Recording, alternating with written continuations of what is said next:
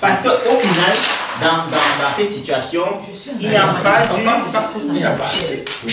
Dans ce travail, il n'y a pas eu de possibilité de se concerter. Mais bien sûr, Jean-Marc n'a jamais souligné, au sein de ce comité, n'a jamais souligné le problème de la marginalisation. Pas après. Ah bah, c'est avant l'élection. Donc, c'est ce qu'il dit aussi. Non, attends, l'élection de quoi? Du comité. Je n'ai pas oui, mais avant l'élection, il y avait le comité des statuts. Oui. C'est ça, c'est avant. Donc, à partir de Bruxelles, 17 mars, le comité des statuts est établi. Il fonctionne jusqu'au 6 juin, réunion de Madrid. Il continue pour s'arrêter le 3 novembre à Bruxelles. Mais dans cette période, entre le 17 mars à Bruxelles et le 3 novembre à Bruxelles, il y a eu des divergences d'opinion qui conduisent à ce détachement. Vous me supprimez là. Donc, en tant que président d'une association, vous me supprimez. Non, je dis mes propos tels qu'ils sont. Je parle du d'un problème fonctionnel. Je ne parle pas d'un problème idéologique. On a à Bruxelles 1, on a préparé la réunion au comité. Bien sûr, on l'a fait à Madrid. Est-ce que... Non. Oui, mais c'est ce que je suis en train de dire, que personne ne l'a proposé. Personne, c'est qui? Les membres du statut, rédaction des statuts, non, personne n'a proposé ça. C'est ça que je suis en train de dire. Parce que qui est-ce qui a dirigé la réunion du 3 novembre? Et nous qui devons nous adapter à l'agence. Parce qu'on aura validé ce qu'on appelle le modus vivendi ou le modus operandi. C'est qu'on valide le mode de fonctionnement ou les règles de vie. Et après, on doit s'y tenir tous, sans exception.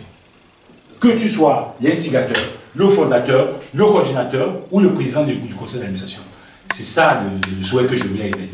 Il faut que chaque fois qu'on veut prendre une décision, quelle qu'elle soit, qu'on pense d'abord que l'intérêt, c'est d'abord l'agence. Nous, on passe en second. Si on fait ça, je suis sûr qu'on pourra avancer. Je m'arrête là. Nous avons tenu une réunion extraordinaire du UNIDI. Voilà, c'était une petite réunion où nous avons parlé de tout. Nous avons élucidé certains thèmes qui n'étaient pas encore clairs. Tout s'est bien passé, tout s'est passé dans l'harmonie. Dieu a été avec nous, chacun a donné son point de vue et nous avons été tous sages. Ça s'est très bien passé et nous avons avancé dans nos travaux. Et voilà, donc le UNIDI va être effectivement légalisé. Tout se passe bien, tout est bien entre les bananes. Nous appelons tous les autres bananes qui ne sont pas encore informés ou qui ne sont pas encore prêts à nous rejoindre. Nous les interpellons, venez nous rejoindre. Nous devons former une famille, surtout ici dans la diaspora, parce qu'ensemble nous sommes forts. Voilà mon mot, voilà ce que j'allais vous dire. Je disais que cette journée est une marque un tournant de l'agence UNIDI. Nous avons eu une séance de travail très importante. Nous avons pu résoudre les petits problèmes de l'agence. Nous sommes contents d'avoir été ici et le rendez-vous est pris pour le 15 juin à Liège. En fait, je suis très satisfaite, étant donné que la famille s'est retrouvée, on a discuté des problèmes, les gens se sont vraiment libérés, ils ont fait part de leurs sentiments, de leurs pressentiments, il y a des colères qui se sont dites. Et à l'issue de tout cela, on a pu trouver quand même un terrain d'entente, on s'est écouté et on a pu rire. Donc c'est déjà un très grand signe. Et pour moi, je peux dire que cette réunion se clôture par un signe d'espoir, de très grand espoir, de victoire, parce qu'on en ressort avec des solutions, on en ressort avec encore plus de morale et plus de conviction d'aller et de travailler ensemble. Comme tu l'as dit, nous sommes ici pour une réunion de travail dans le cadre de l'agence Yinindi que nous avons mis sur pied et pour laquelle nous portons de grands espoirs. Et jusqu'à présent, tout se passe bien. C'est une agence qui est porteuse de projets intéressants.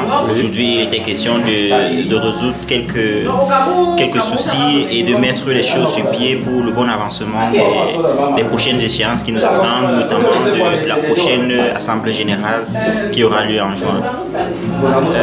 Je dois dire que je suis satisfait de la façon dont les travaux ont été menés. Oui. L'objectif principal est atteint.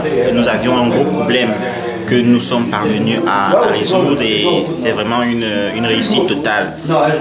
Malgré que, comme d'habitude, nos réunions tirent en longueur, nous sommes au moins ravis au sortir d'ici que les points à l'ordre du jour ont été abordés. Oui, merci M. Babadi de me passer la parole. Je suis Jean-Marc Pichou Béalal. Je suis petit-fils de Nitoko. Je vis en Allemagne depuis 2000.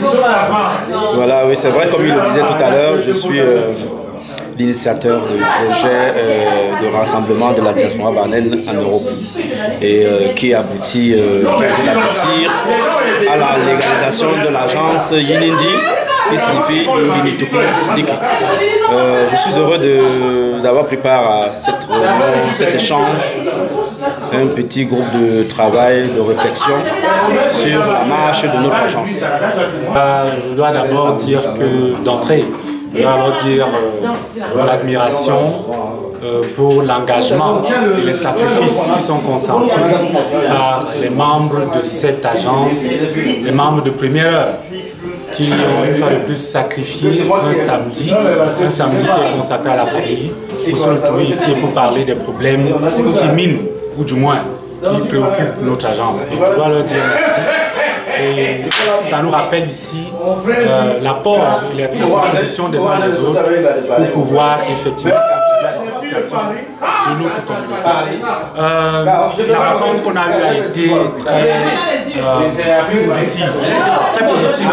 Il y a plusieurs points sur lesquels nous avons statué, des points où il y avait aussi des différends que nous avons constatés.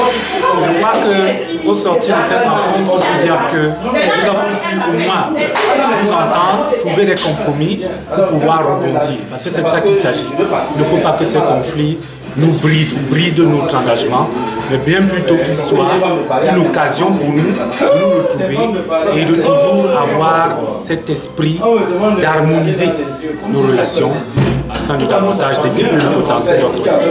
Concrètement, nous avons défini des résolutions aujourd'hui. La première résolution tient à l'organisation de notre prochaine Assemblée Générale extraordinaire, résolution dont la teneur va être divulguée à tous les membres de notre agence. Le deuxième point tient de la légalisation de notre agence, qui est un élément, un pilier, un préalable, n'est-ce pas, au déploiement de toutes nos activités.